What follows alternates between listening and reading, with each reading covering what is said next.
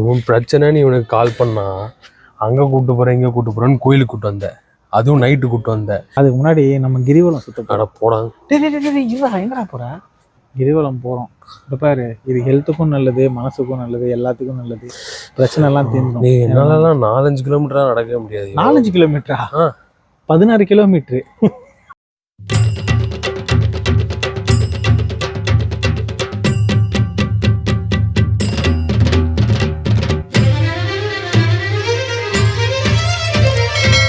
நீ பிரச்சனைன்னு ஃபோன் பண்ணல, சொன்னோடனே எனக்கு ஃபஸ்ட்டு சரி இங்கே போகலாம், இந்த கிரிவலம் வந்து நம்மளுக்கு ஒரு மென்டல் பீஸும் கொடுப்போம், வா அப்படியே கூப்பிட்டு போகலாம் அப்படின்னு நினச்சேன். ஜென்ரலாக கிரிவலம்னா ஒன்றும் இல்லை, இது கிரினா மலை, வளம்னா நம்ம சுற்றி வர்றது. ஸோ அதுதான் கிரிவலம்னு சொல்லிட்டு. ஸோ இது எப்படி பார்த்தோன்னா இந்த டோட்டல் ஒரு 14 கிலோமீட்ரு, அதை சுற்றி வந்து மொத்தம் 8 லிங்கம் இருக்கும். ஸோ அதில் ஃபஸ்ட்டு லிங்கம் வந்து இந்திர லிங்கம். நம்ம வந்து கோவிலில் சாமி கும்பிட்டு பட்டையை பொட்டி இப்போ அடுத்து ஃபஸ்ட்டு இந்திரலிங்கம் தான் பார்க்க போகிறோம். அங்கே போயிட்டு சாமி கும்பிட்டு அப்படியே இந்த கிரிவலத்தை கம்ப்ளீட் பண்ணலாம். இந்த ஊரோட ஸ்பெஷலே என்ன தெரியுமா? ஃபுல்லாக கோவில் தான், எங்கே பார்த்தாலுமே கோவில்.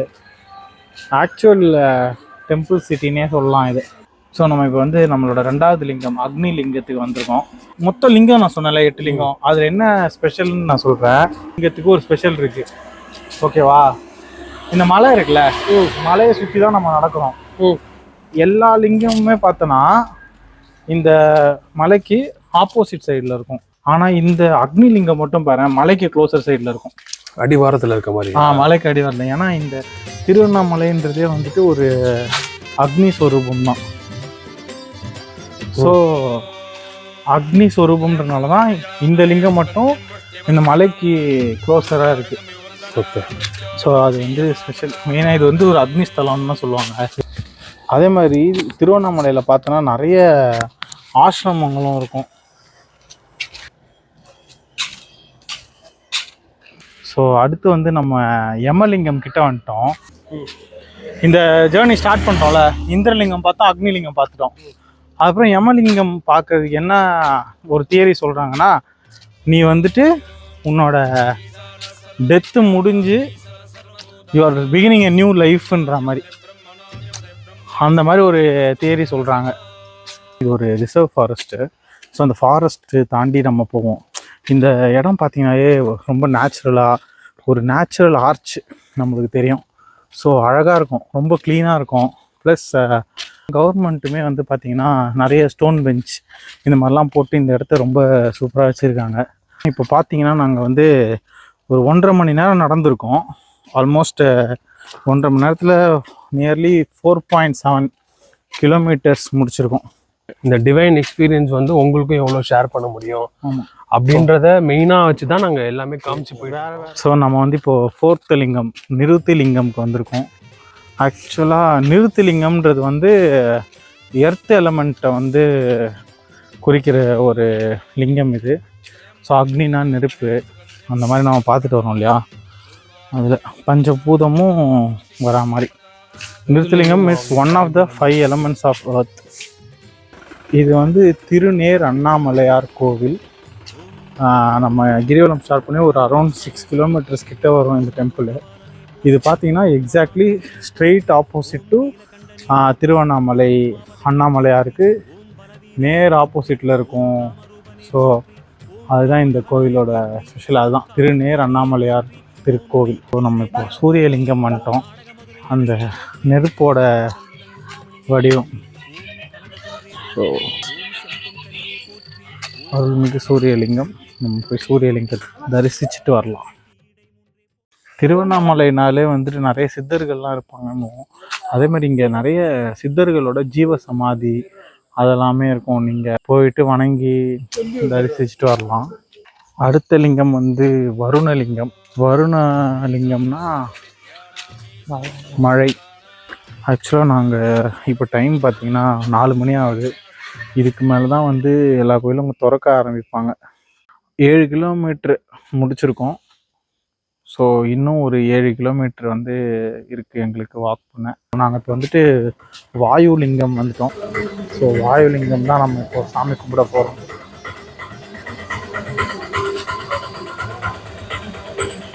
இதுதான் வந்து மூக்குப்பொடி சித்தரோட ஆசிரமம். மூக்குப்பொடி சித்தரை நம்மலாம் கொஞ்சம் கேள்விப்பட்டிருப்போம் இல்லையா, அவரோட ஆசிரமம். ஆக்சுவலாக இங்கே தான் வந்து ஃபுட்டு வந்து உங்களுக்கு கிரிவலம் அந்த பௌர்ணமி டைம்லலாம் அன்னதானம் வந்து போடுவாங்க. நாங்கள் ஒரு வாட்டி வந்திருக்கோம், அப்போ இங்கே சாப்பிட்ருக்கோம். இங்கேயா வேற ஒரு ஆசிரமத்துலையான்னு தெரில, நாங்கள் சாப்பிட்ருக்கோம், நல்லா இருந்துச்சு. நம்ம இப்போ வந்து சந்திரலிங்கம் வந்திருக்கோம். சந்திரலிங்கம் மட்டும் உள்ளே போகாமல் சாமி பார்க்க முடியாது, மற்றதெல்லாம் வெளியே நின்று நம்ம சாமி பார்த்துடலாம். ஏன்னா மற்ற அனைத்து லிங்கமும் வந்து மலையை ஃபேஸ் பண்ண மாதிரி இருக்கும், இந்த லிங்கம் மட்டும் மலையை ஃபேஸ் பண்ண மாதிரி இருக்காது. அப்படியே தூக்க கலக்கத்திலேயே அப்படியே குபேரலிங்கத்துக்கிட்ட வந்துட்டோம். எஸ், குபேரலிங்கம் ஆக்கப்பூர்வமாக தரிசித்தால் கோடீஸ்வரர் ஆகலாம். கோடீஸ்வரர் ஆகணும்னா நீங்கள் இங்கே வாங்க, நம்ம போய் வாங்கி கோடீஸ்வரர் ஆகலாம். இந்த கோயிலில் வந்து ஒரு எழுதியிருக்கும் எந்தெந்த ராசி எந்தெந்த லிங்கம் கும்பிடணும் அப்படின்னு சொல்லிட்டு. ஸோ நான் உங்களுக்கு அது காட்டுறேன், நீங்கள் எந்தெந்த ராசின்னு பார்த்துட்டு இந்த லிங்கத்தை நீங்கள் வணங்குங்க. மார்கழி மாதன்றனால இங்கே திருப்பாவை திருவன்பாவை எல்லாம் பாடிட்டு இருக்காங்க. ஸோ இதுதான் குபேரலிங்கம் கோவில். ஸோ இதுதான் நான் வந்து சொல்லியிருந்தேன், எந்தெந்த ராசிக்கு வந்து எந்தெந்த லிங்கம்ன்றதை வந்து நீங்கள் பார்த்துக்கணும்.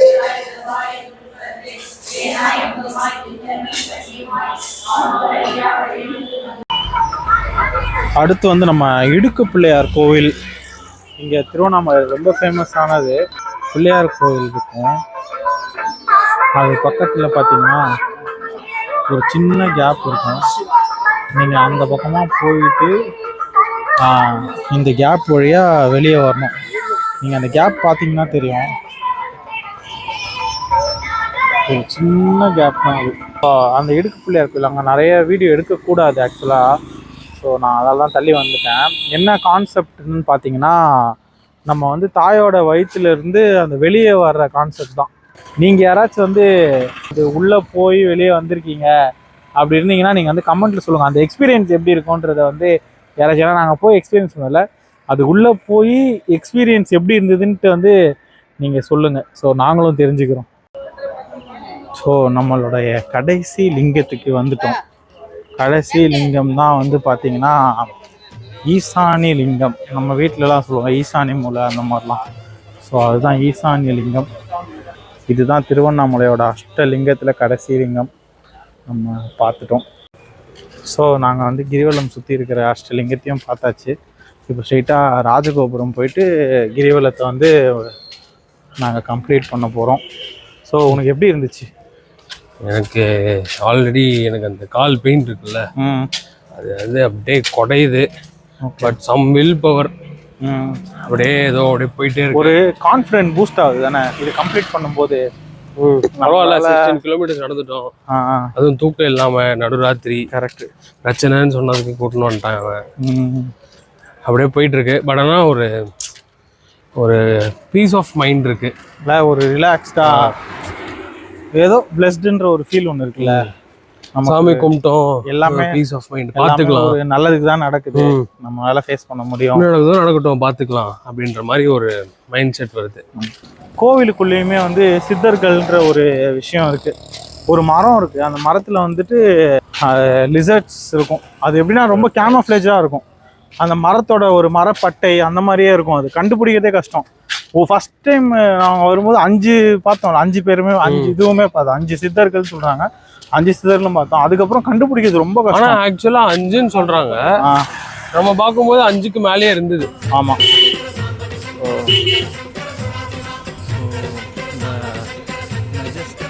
ராஜகோபுரம் வந்துட்டோம். இப்போ சாமி பார்க்க போகிறோம். இல்லை கரெக்டாக 4 hours 30 minutes, எக்ஸ்ட்ரா ஒரு 10 minutes நடுவில் பார்த்துருவோம். ஸோ 14 kilometers முடிச்சாச்சு. போயிட்டு சாமியை தரிசிச்சுட்டு வர போகிறோம்.